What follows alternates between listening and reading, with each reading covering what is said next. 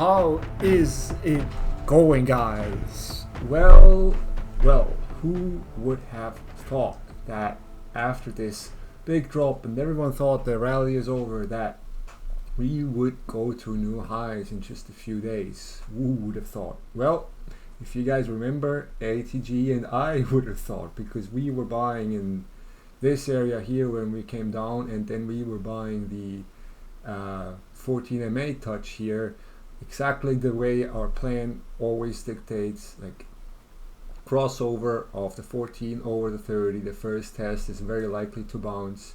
So I had a nice few days. I sold a little bit into the spike here, sold the rest up here. Now I'm building more into the long-term shorts. I have like a little overnight short as well, just in case we want to retest that upper celt. So things are going quite well recently, despite volatility having decreased quite a bit in the last few days. See, we've come off quite a bit now. We are getting back into like the kind of the regular ranges, even though VIX itself is still elevated. I think the actual like the indicator that makes more sense to look at right now is the VVIX, and we are almost like in a regular range again in terms of volatility. So normality, I guess, is kind of trying to come back into the market. However, looking at how stuff is moving, like has been quite a bit of a speed up in tape today, in the way people were FOMO buying back into this market, and to me this is starting to signal a top. So we are going to see now, like we are right at this cusp of getting at the edge of the expected move here. So if we open up under the expected move area, or like kind of threshold here tomorrow, then I think the week is gonna end up inside the range, and who knows whether we are gonna push, make one more push next week. If we do, then that's probably gonna be it, because if we look at the ES, we are now getting into the middle Celt and 30 MA territory on the weekly, which is a big resistance area, and as ITG pointed out in the chat as well, like we closed the week over the 14. It's likely that we're going to see the 30, which would coincide with the middle Celt here as well at the moment. So depending on how this week closes, we are going to adjust our biases for the short term. But long term, I am now sized in about 2/3 into my August and September, October shorts, which are targeting the whole range here. I have spreads.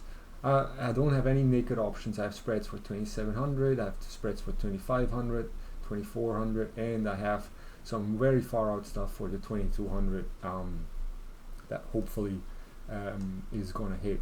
But yeah, this is definitely to me just the way. I mean, look at the 5 minute. When I woke up this morning, I was looking at this chart. I was like, oh my god, everyone is freaking panic buying into this, and the close as well shows kind of that same kind of topic, that it was just we're seeing a similar thing as we saw all the way back when this whole thing started, and then back again here, where just everyone was just pouring in money. But I think this time the economic situation is different, and once the economy opens back up, we are gonna see the actual implications of this whole shutdown. And I am pretty convinced that just looking at how lax certain countries are treating this virus, and that there's going to be like a second wave. I mean, I'm not a doctor, I'm not an expert, but it's just my common sense tells me that this is going to happen, and who knows where we're going to go from there. as we said, or personally, and I agree with ATG there, that the lows are likely going to be retested, especially when stuff gets out of control again. So we will see. But short term, I think we're still slightly bullish. Hopefully we get like that last push. Like our initial target was 29.50. It took a little bit longer. So now that we are closing over the weekly 14, maybe we're going to see the push into 3,000, 30, and maybe 30 kind of area. And then we'll see from there again. But that's likely going to be the last push. And like the measured moves, they're working out quite well in that direction as well. So yeah, we'll see. Just on the weekly levels, we are seeing here the 30 kind of level as well, lining up for some resistance, and the last resort would then be 3,100, which is just a previous high of this bounce that we've had here. That's for the market. Just looking at gold real quick, I had a quick discussion with someone in chat today about that I scooped up just a little bit more, or I sized back into a little, just very small gold here after we've held the middle Celt twice now. What we need to see now is like a hold over the 14. Unfortunately, I missed that short off the upper Celt here. I was a little bit too focused on the long side. Would have been a really nice trade into the middle Celt again, but hey, you can't get everything. So what I'm now looking for is kind of this trend line to be broken, and then target would be the upper Celt again, where I would be taking some more profits. So that's that for gold. I think what's possible here, and that's why I keep the position small, is that we are going to see some chop, because it's been quite wild recently, and it just needs to perhaps consolidate a little bit until we see which way it wants to go further or next. Bonds, I find it interesting that with all the bullishness, the bonds are holding up quite well. The bullishness in the market, I mean. But we still have not broken that 182.26 kind of level. So once we break that, I think that's when I might put on like a momentum lot for previous highs or something like that in the coming weeks. For now, I have not added to my position. I'm good on time. I have like 60 days or something like that left. So until then, I'm just going to sit on this position, and the risk is defined, so I'm really not, like I have no problem just looking at this position and letting it do whatever it wants to do. What I definitely like is just, like how it's, kind of consolidating here and really testing out this kind of level instead of breaking lower again. So that's that for the indexes. Now let's look at some individual stocks. I just want to say something about the individual stocks. I know you guys like playing them, and while like volatility is decreasing slowly with uncertainty in the market at the moment, I still see lots and lots of correlation. So on up days, bullish calls are always going to work out better, and on down days, bearish calls are always going to work out better. So I'm not too keen on putting on too much, too many calls for individual stocks, just because everything's just so correlated to the market, and whenever the market is having an update, everything that I called out as bullish is going to work out, and if the market is a down day, everything that I called out as bear is going to work out. So because of that, just take everything with a little of a grain of salt and make your own decisions. But this is just the stuff that looked good for me. So AMD, we've had earnings and people didn't like it, it seems. So just it's what I'm seeing here is like there's it's a binary event that's causing the setup. So it might not be 100%, but what I think like with perhaps the market selling off overnight today, we might perhaps see a second day short here in AMD. What the setup says is close under the 14. If there's enough room or a lot of room like here, then we would test the 30 before we see a bounce, or just like the 30 MA would be a target for profit taking if you want to short this. So that's the setup here. Might be an interesting idea for tomorrow. Perhaps if we open up under the 52.90 kind of area here for at least a move into the 51 or something like that. DG. Big run is starting to come off here a little bit. Failed to reclaim the upper celt. Closed under the 14 now after holding it for a little bit, and is now on its way to probably retest that breakout area in the 168 kind of area. The setup is the same as AMD. Close under the 14, targeting the 30. So yeah, that might be something. If we get a spike tomorrow off the open, perhaps retesting the 14, that might be a nice short opportunity. BBBY. This one is one that looks like there's a few that look kind of similar here, and I'm not sure what to make of a lot of it. And that's like a good example of that that you guys are going to encounter as well. Like one hand on the monthly, we're testing the lower celt. On the other hand, we have reclaimed that upper celt and that are now out dipping again. So if the market wants to have one last push, I think on the daily this is looking actually quite nice for a long into the 8-9 kind of area, especially after this bottoming pattern has kind of bottomed out and it's retesting now the breakout level here. But on the other hand, on the longer term, weekly, monthly is testing the lower celt. So that's what you want to keep in mind. I think in general, also looking at that trend, I mean, there's no long-term long case to be made in this stock. I think for the short term, there might be, just another bounce in it. KFC,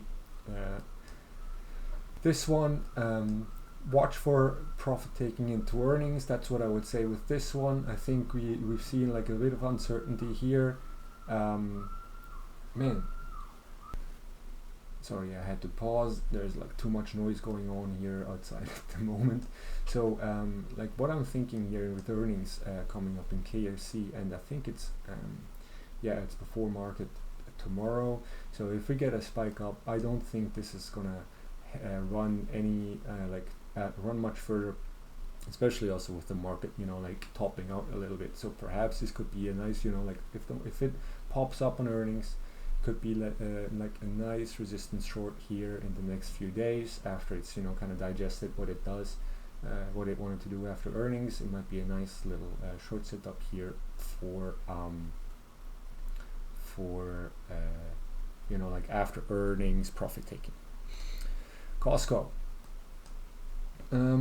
bouncing off the middle celt. I really like the kind of flag pattern that this is putting up, kind of this here. So on a pop over the 14 here, this might be a nice long tomorrow.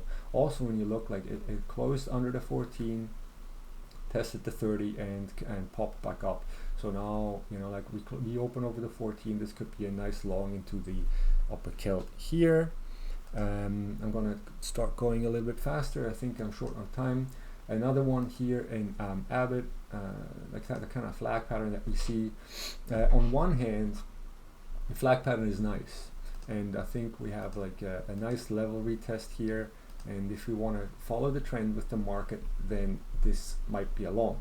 On the other hand, if we think about the setups that we trade, is close under the 14, retest of that of the moving average, and then test of the 30 or target the 30. I think this like could also be a nice short opportunity, depending on which what you prefer, what your bias is. But this is like just something to look at. I think in either way, either you follow the trend, then you take it long, or you follow this or follow the indicator setup that we usually trade, and you take that short. McDonald's. Earnings coming up as well, and this one compared to the market has not had the same velocity. And looking at just the economic situation, I don't like making predictions, but I don't think this is McDonald's is doing too well in the current situation. I think with having to close restaurants and all that stuff, there might be issues for them ahead. And I don't think earnings are going to be too good for them, but you never know. Definitely wait for the binary event first. They're before market, so you can't do anything anymore.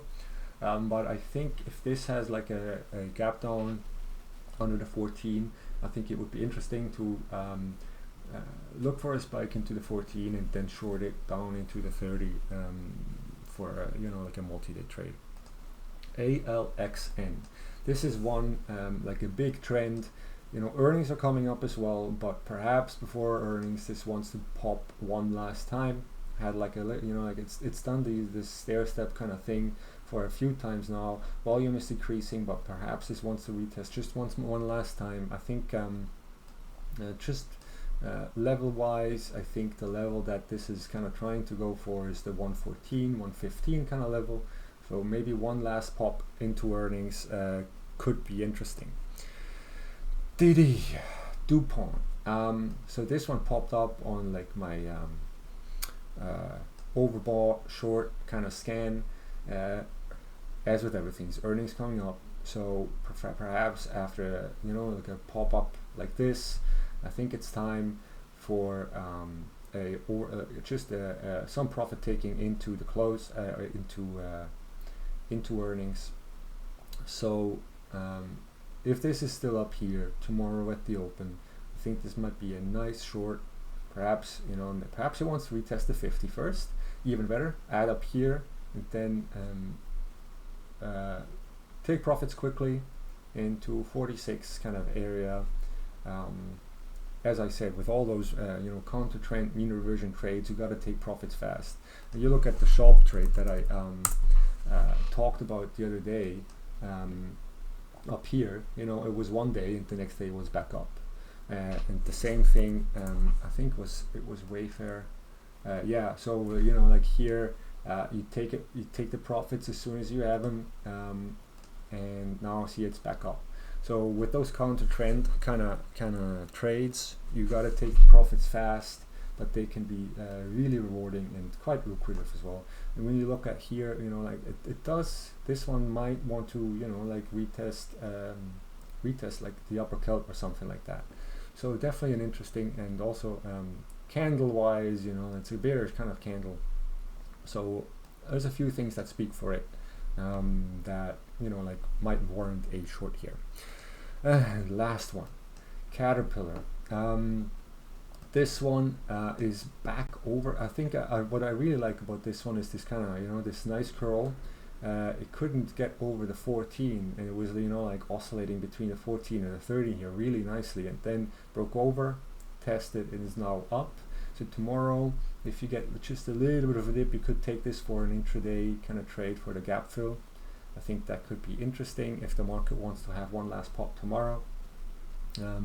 Depending, like watch out for the market, but I think this could be, and even like honestly, even if it retests the middle kill tomorrow with the market, I think this could still be a nice long entry for the upper kill and that gap fill here that we've had after earnings, who seems to have been digested okay. So that's it from me, guys. I've been really busy, and I don't know if you can tell, but I'm tired, as I've been scalping my butt off. And I've also been I've started recording the lessons for you guys, so that stuff is going to come out very soon. And that's why I haven't been that active in chat, because I'm working on a lot of stuff for you guys behind the scenes. So stay tuned, and if you have any questions, put them in the comments or hit me up in chat. There's always someone who messages me once in a while, and I hope I'm not too rude because or too short, just because I'm really busy at the moment. But yeah, guys, if you have any questions, hit me up. If you like the video, please like the video. If you're not subscribed, please subscribe. There's a lot of great stuff that we have planned, even on top of the educational stuff. So stay tuned for that. And with that, guys, I'll see you tomorrow.